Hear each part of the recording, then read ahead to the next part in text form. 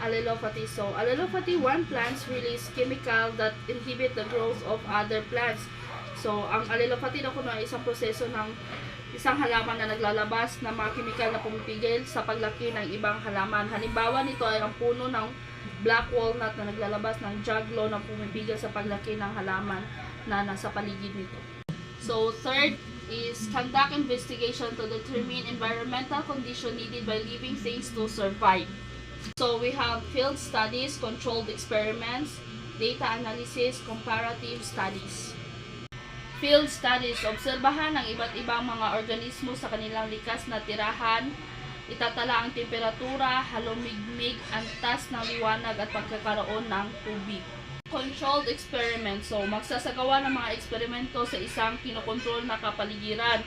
Halimbawa, maaari mong paliguin ang mga halaman sa ilalim ng iba't ibang intensity ng liwanag, temperatura o antas ng tubig upang matukoy ang mga pinakamainam na kondisyon para sa paglaki at kaligtasan. Third is data analysis. So, suriin ang nakalap na datos upang makilala mga ugnayan sa pagitan ng mga kondisyon sa kapaligiran at kaligtasan at paglaki ng organismo.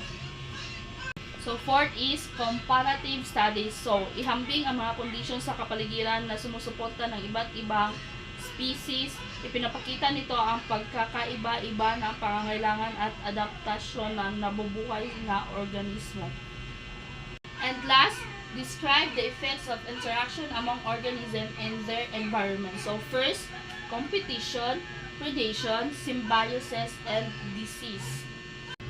Competition. So, as what I've said earlier is competition is our organism compete for resources like food, water, and space.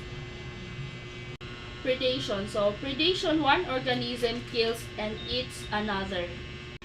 Symbiosis. Symbiosis is kasama na dito ang malapit na ugnayan sa pagitan ng dalawa o higit pang species gaya ng mutualism, commensalism, and facilitation.